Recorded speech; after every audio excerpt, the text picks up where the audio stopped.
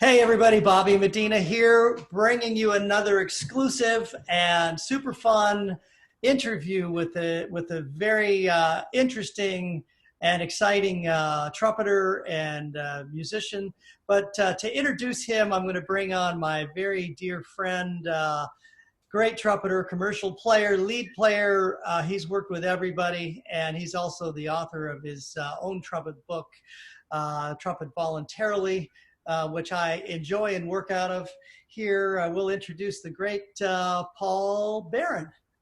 Hi, everybody. I'd like to now introduce my good friend, Oliver Groenwald. We met about 25 years ago in Bellingham, Washington, when he was studying with Chuck Israels. And I'll just give you a quick list. It's a very extensive list of his accomplishments, but a few highlights here. Three master's degrees in composition and arranging and jazz performance. He's got a classical bachelor and postmaster's degree, and a professor of music. He taught in Detmold, Germany, and in Bremen, and also a teacher's assistant at Western Washington University. As a clinician, he's taught in Germany, the Netherlands, Turkey, Austria, Italy, in the United States, and toured Europe with Broadway musicals, and a very accomplished composer and arranger with many compositions in Bremen for the World Brass in Detmold and for the Canadian Brass, and a very short list of his extensive list of recordings with the NDR Big Band, his own new net, the Austrian Jazz Orchestra, and Mark Murphy. So, hand it back to you, Bobby. Welcome. Hey, Ollie. Hey, Bobby, thank you for having me. It's such a pleasure. I really enjoy your group and all you do. This is really enriching. Well, Motivating. thank you. We've been having a good time. You know, Paul's been a big part of helping grow this site and keeping everybody involved. And, you know, we've been putting our heads together, trying to think of some, you know, really nice, interesting people to bring on and to create some some really unique content for people. And well, that's partly why you're here. You're not just a friend, but you're somebody we find really interesting. And I'll let me throw out the first. Let's get this party started, and I'll throw out a little bit to you here. But I know you've had a long association with the great Willie Thomas, who was a wonderful jazz instructor and a jazz trumpet player. And I know you kind of helped him, and you've taken over his the site and everything that he started. Why don't you tell us a little bit about that? Because that's pretty exciting. Yeah, Willie Thomas. This is actually the same time Paul and I met. It was in Bellingham, and it was 1994, and I got this teaching assistant position, and Chuck Israel we met in Austria, so it's all like one story. And so I arrived one day in Bellingham, and I was, of course, I needed a house. And Chuck mentioned there's a trumpet player, Willie Thomas, who also just arrived in Bellingham. And he was looking for a roommate. And I said, good, here I am. And I never heard about Bellingham or Willie Thomas before. And I was in September, and Chuck picked me up from Tacoma Airport and dropped me off at Willie's house. And it was just great. 2 years. I got in the daytime input from Chuck Israels, and in the rest of the day from Willie Thomas. And that was a very interesting time in terms of jazz education and teaching, since Willie had a method of teaching I've never experienced with anyone before. I mean, as Paul mentioned, I spent a whole lot of time at universities studying and also teaching. And the way jazz was provided to me, catered, however you call it. Presented. Presented, that's it, is in a very creative, self-experiencing way. And of course, there's transcribing music, there is scales and theory and all this very, very helpful thing. But Willie, he just unfolded his whole system with his pentatonic pairs and said, you do this and there, and it all relates to bebop and Charlie Parker. And yeah, so it started all there in Bellingham. Well, and he seems to have been quite a character, huh? Yes, and at the end, I was his son-in-law. This is the family. It's 25 years we stayed in touch while I was back in Germany.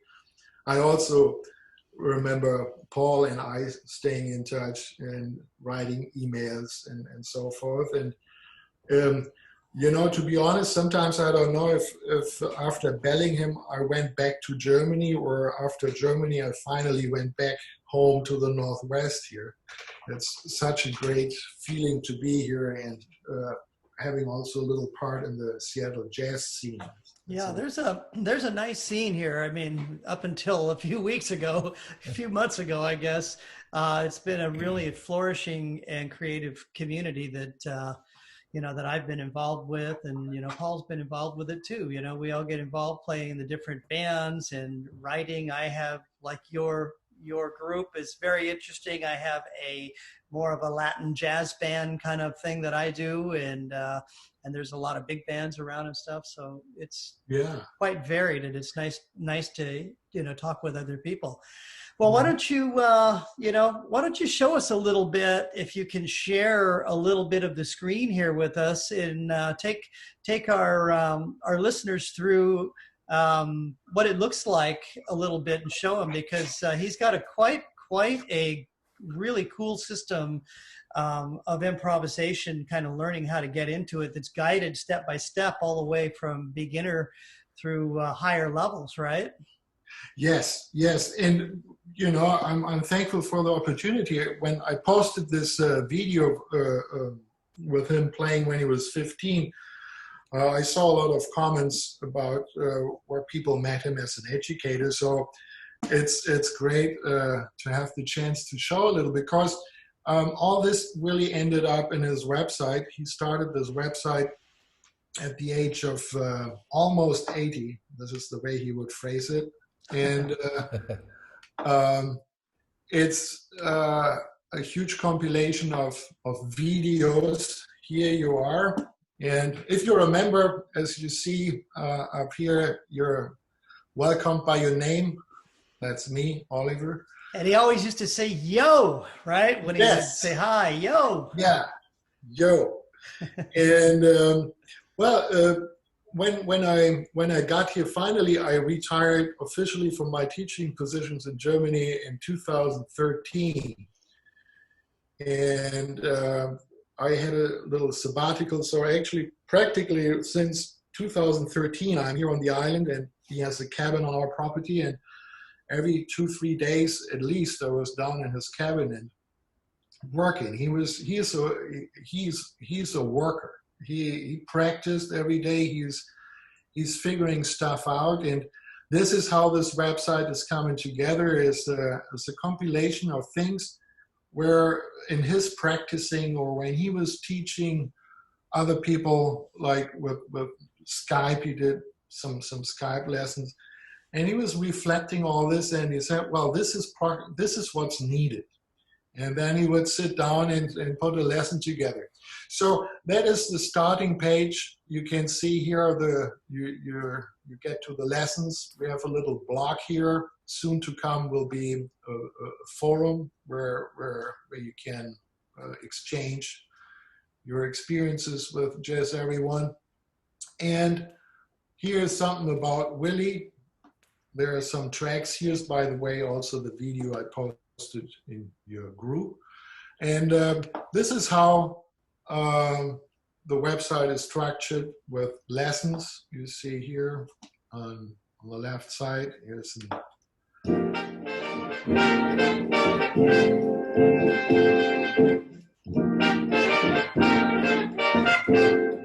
it's really well done. You know, I mean, Oh, I originally got this for my son when I think my son was in junior high school and just starting to play saxophone in the jazz band. And, you know, I thought it would be something else that was nice for him. And he did. He learned quite a bit from it, as did I. So I think it's a great resource for people looking well, to learn how to improvise. you know, so I'm involved in this, and you know, I worked a whole year, that was 2017, and restructuring and upgrading. Now it's like available for every device out there, phone or whatever. And it is, whenever I see those videos and see those lessons, it's also a motivation. You know, if you sit at home, right, you know, those days or whenever, you sit at home and you have you play along your instrument and you want to practice jazz. And, you know, sometimes you can't make something up out of thin air. You need a motivator. And you just take a video and hear him talk and or play with him. This is a section he calls this immersion zone, where you're playing with him. He's in his shed and recorded some videos. Where at this point I like to mention that eventually you see here is the video. The quality is not like 4K or whatever.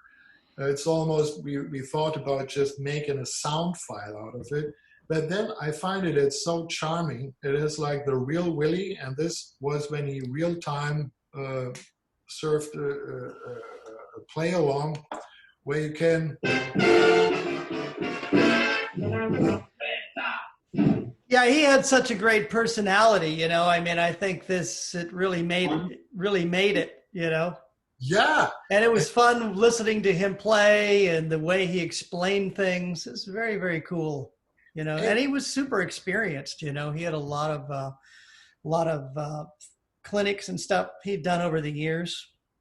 Yes, and some of those clinics, I was with him the last years. We went to Texas State University and a couple of times to Louisville, Jamie Abersol department, and they were friends and we were hanging out. And it is, and also in Germany, and it is something, especially if people start playing jazz. It's funny. You're an instant soloist, and so. You as a kid or whatever, you're asked to do something where you're not sure about it in front of everybody, and you play a solo. And if this is not stress enough, then it should be good also. And Willie can like spread this vibe in the room where this is secondary. You know, it's like the joy of music as it is. Exactly. Why don't you bring us back to gallery view so I can see you here and we can chat a little more about this. You know, you brought up a great point on this, and it's something that was, excuse me, something that was mentioned, you know, and there are people that that enjoy playing like me. It's a habit for me. I have to play every day pretty much, you know. Once in a while I'll take a day off or something like that, but I really enjoy playing, and just for the sake of playing, whether I got gigs or not. Of course, I love playing gigs. We love to get out there, but some people I see, they don't have much motivation to play if there's no gigs or whatever. But to me, this brings out a whole other thing, you know, which that's what you said. It motivates you to play, and it feels like you're playing with other people, which is what's cool. Yeah, it is. Sorry, Ollie, I was just going to say that I've, thanks to you, I've started this program, and maybe it's my German heritage, or maybe it's that I'm a Taurus or something, but I need to have direction, and I don't just like to sit down and go, okay, 1, 2, 3, 4, play along, and what do I play?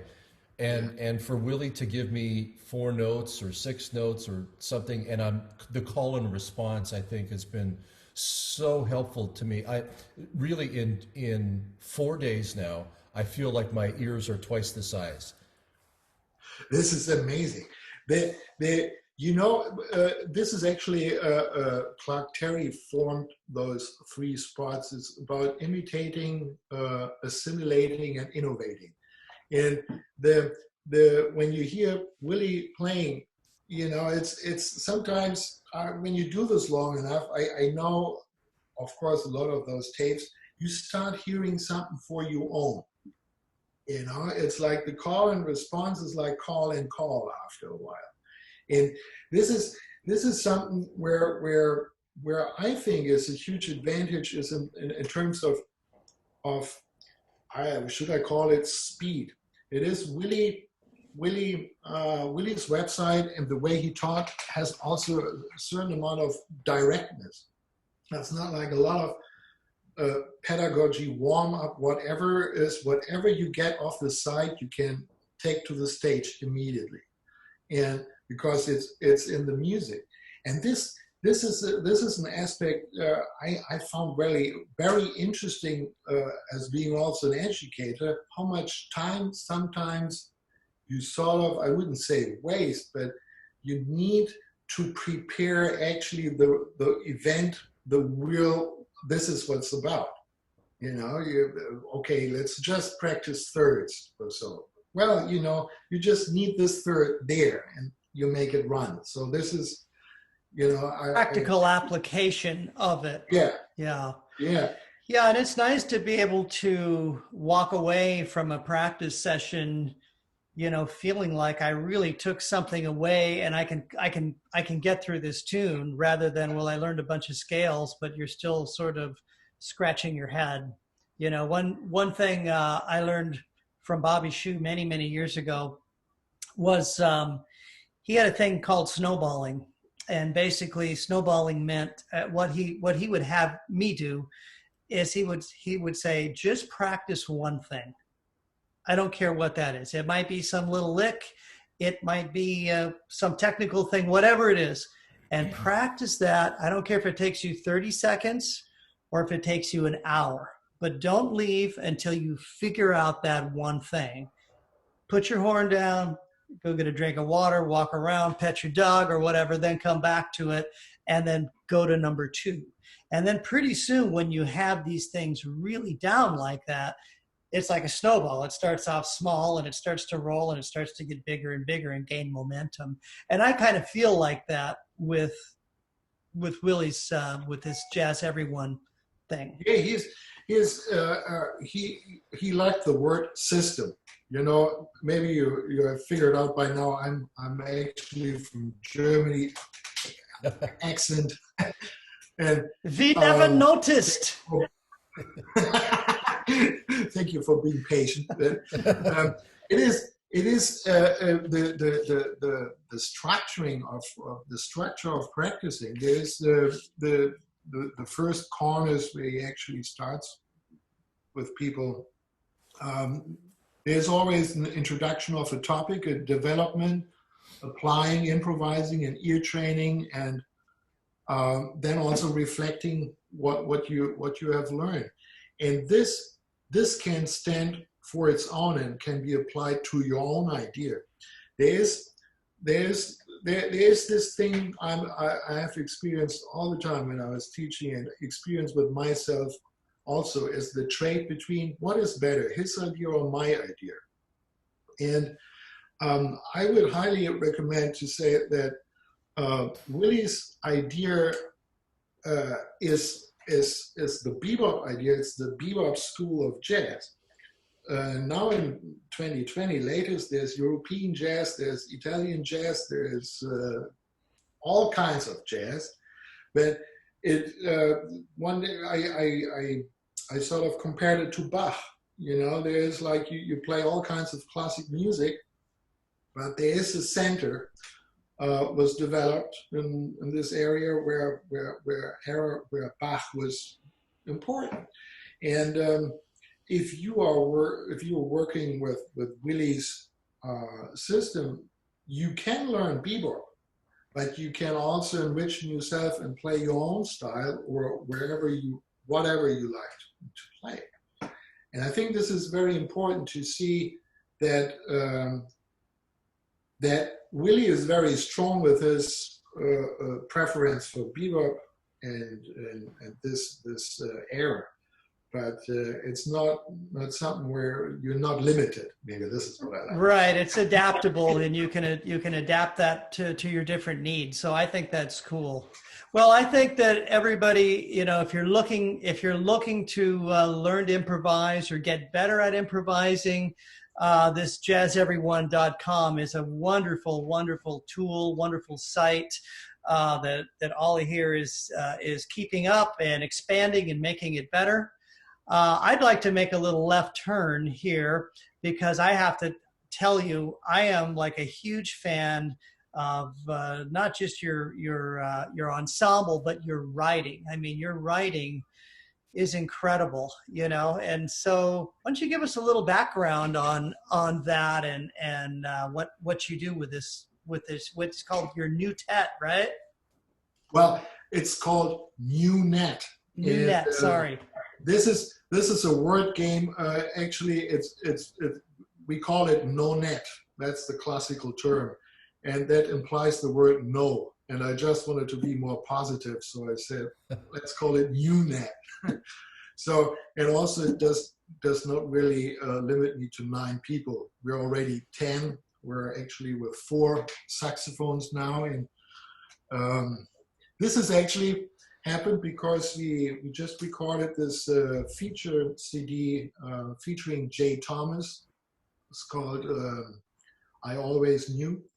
And Jay is the lead alto player. And since he is featured, we needed someone else in the section to take his chair.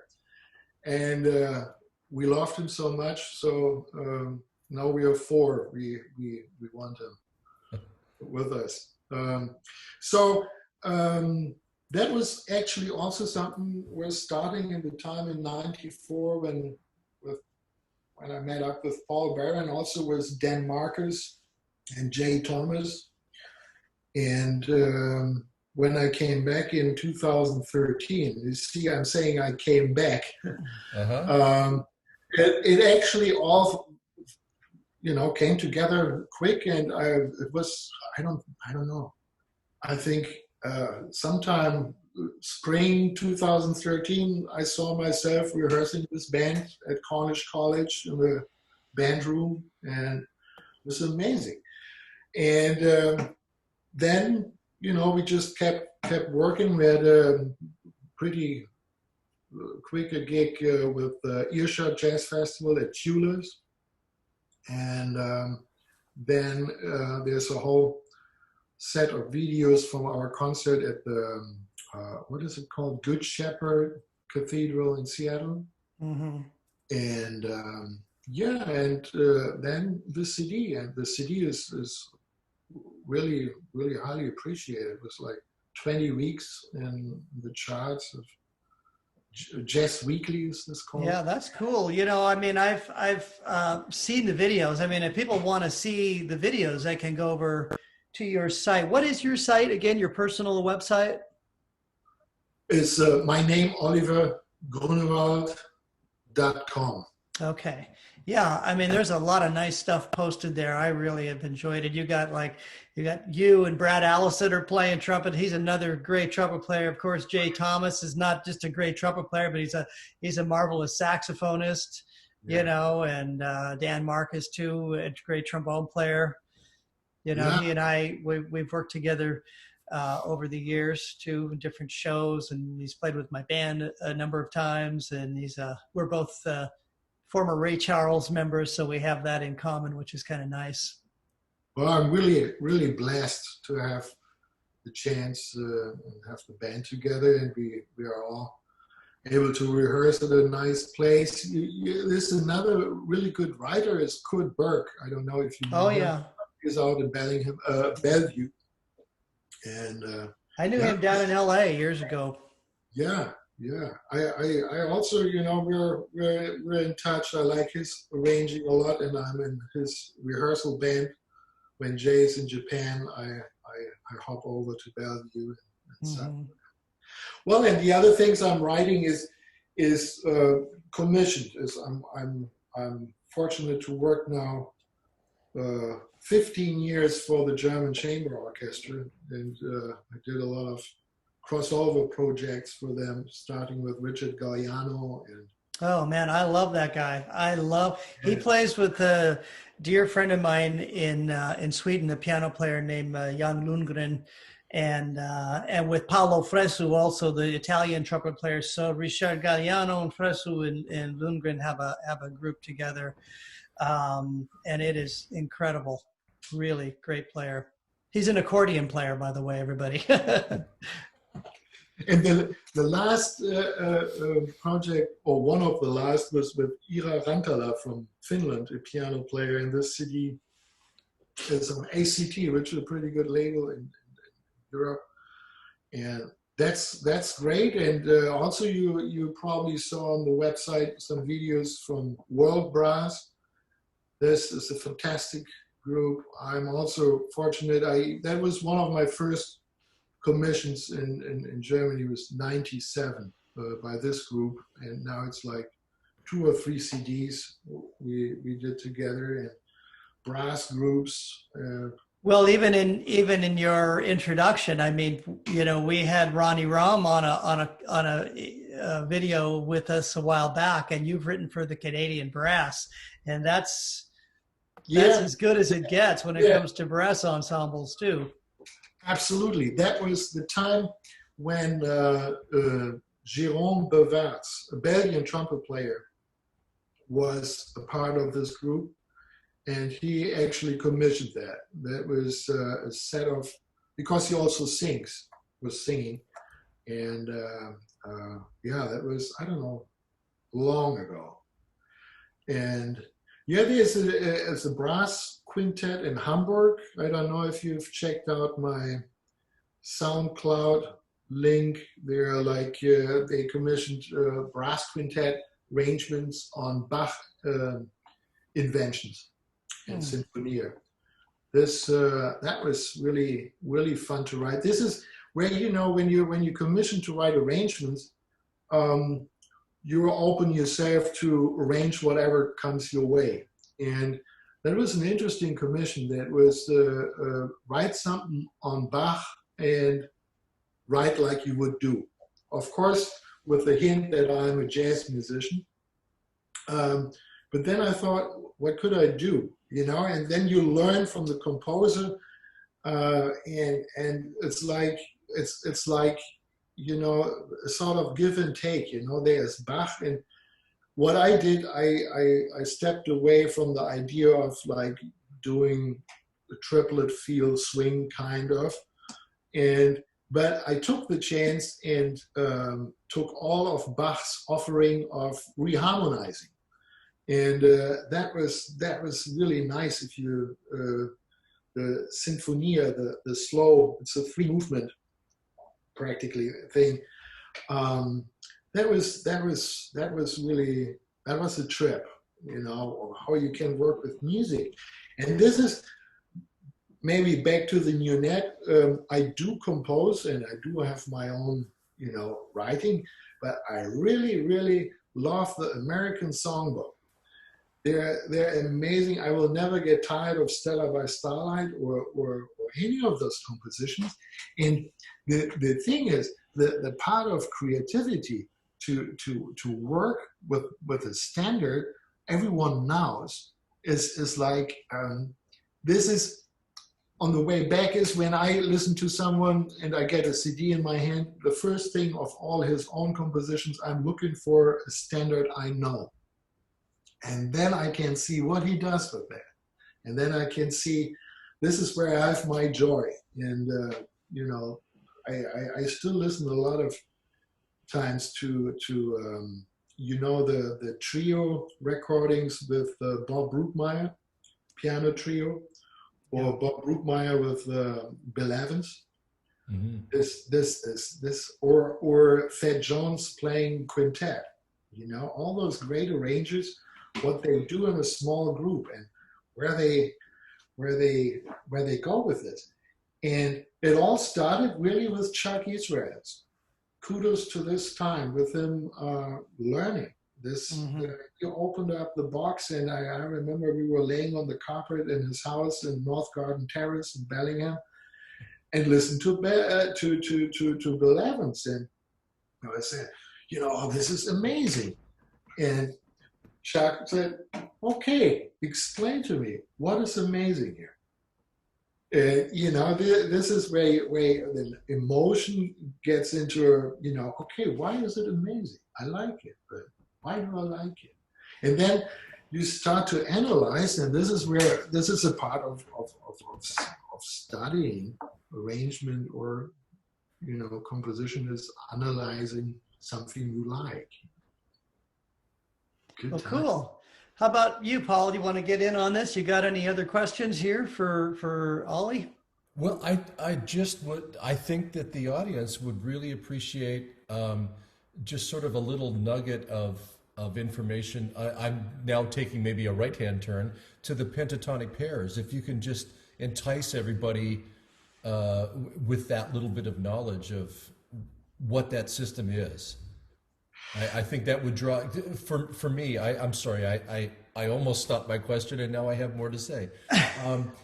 For me, as you said, Ollie, a beginning jazz student, a young kid or somebody just coming to jazz for the first time can play a solo. They can use the system right away and get up on stage, as you said. For me, I'm always so self-conscious about doing something that I'm not really comfortable with, that I don't know that I really own it. I feel fine when I'm looking at a page, commercial lead player, put something in front of me, I'll play it. I'm not afraid of that. But I am afraid of, stepping on myself, trying to play a jazz solo. And it's such a simple system to start with right away. So could you explain the pentatonic pair idea just in a nutshell? Thank you for this, Paul. Well, that's a challenge. But it all is, I would say it is when, also replying to your statement of, you don't feel comfortable in a situation where it's not really defined what you do. This is actually a very, very good and very creative spot, is being between what you have to do and the vision. If you don't have a vision, no problem. Do what's given. And there is the pentatonic pairs is a good start, because the pentatonic pairs, I'll try. Is this distorting? Is this too loud? No, it's fine. The pairs,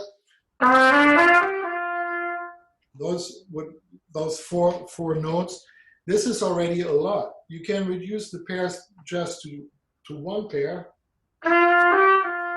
So I know I play the blues, 3, 4.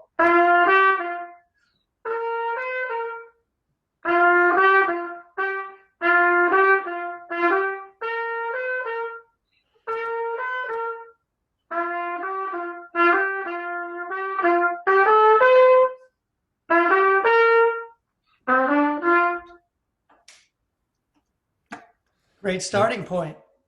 See, and there are schools,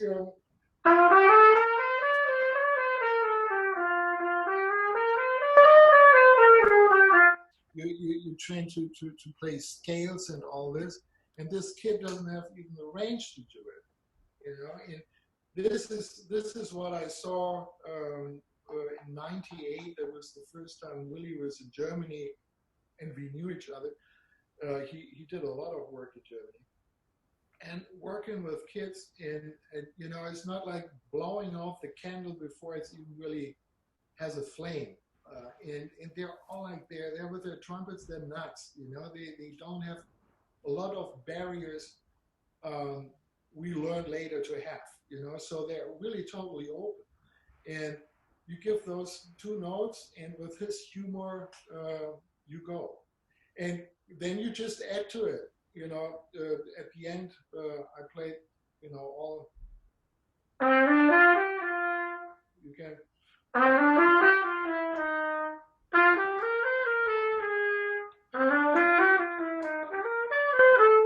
you know, it all starts with those pairs. So in as simple as possible explained is you have a little shell which is already totally working. I mean,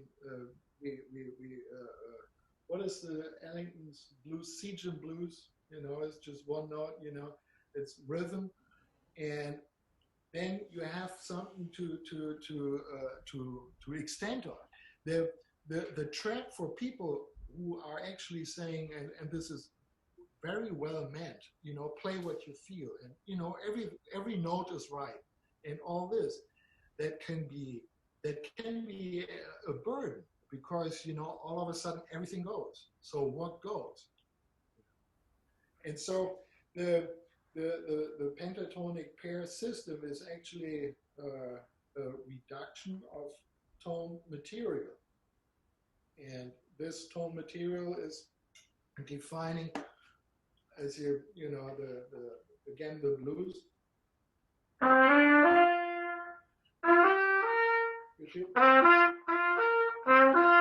You know, this defining interval. You know, 5/1, and then the other two notes are already upper neighbors. You know, and then you can go chromatic.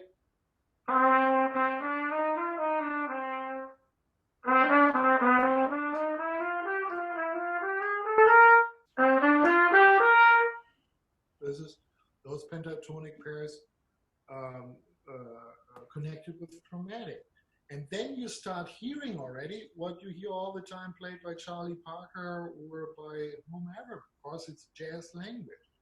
This is another big thing with Willie. Whenever he talked about what he does, it was about the language.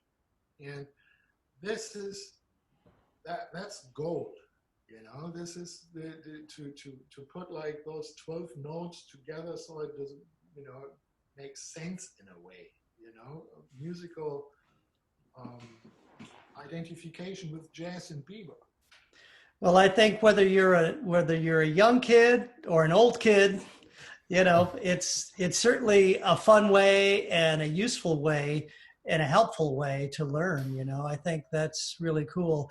Well, listen, we are just about out of time. We'll put up your links on underneath here, underneath our video.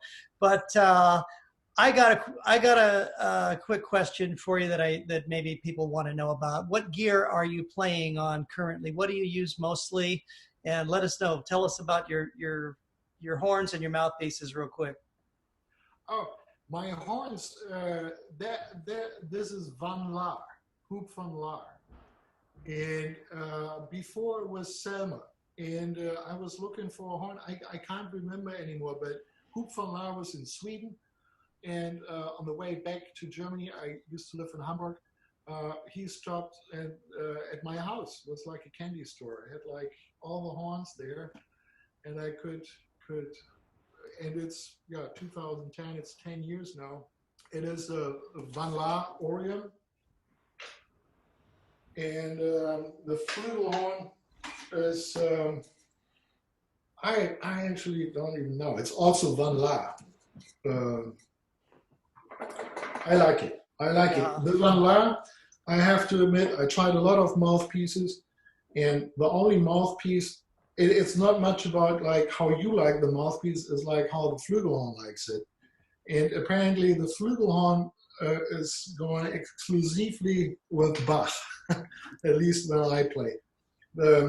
I remember having a show with, being able to play the show with Brad was Hunchback a couple of years ago, where I had to change the lock between trumpet and flugelhorn. And that was hard work to be in tune right away, in tune and in balance.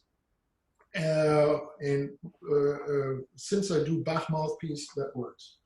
And what size is that you're playing? Do they offer different bowl sizes, or does Bach is just a standard flugel bowl with the whatever size rim on it and backbore?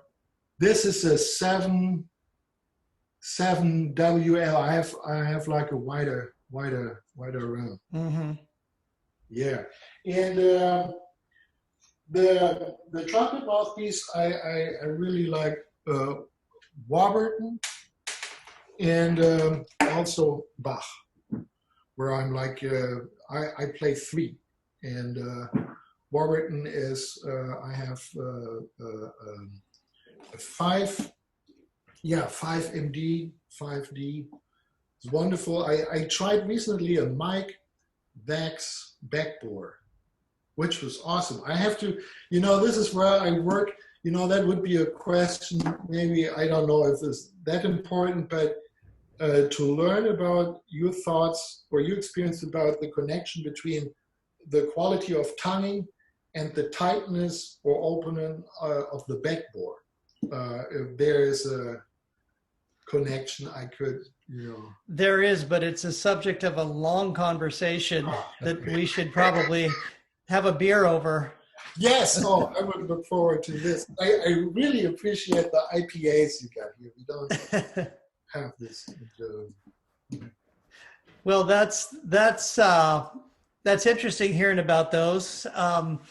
I think we're just about done here. Paul, do you got anything last minute to close with? No, I don't. Thank you for explaining that. I just want a short little comment about the pentatonic pairs. I'm sorry I keep coming back to it. I'm just so excited that I'm successful using the system, and what it's done for me. Of course, there's no place to play now, so I'm not taking it on stage. But it's giving me a sense of accomplishment and a feeling of success that I want to continue on. I want to, okay, what's the next lesson? I can't wait to get to it. So I just wanted to share that experience with you guys.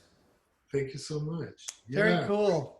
Well, thank you for being here and spending time with all of us here, Ollie. It was really, really informative and really nice to hear your take on all of this stuff and to learn a little bit more about you. And I hope after all this COVID stuff blows over that we're not too far apart. The 3 of us get together one of these days in the not too distant future. I think that would be really fun.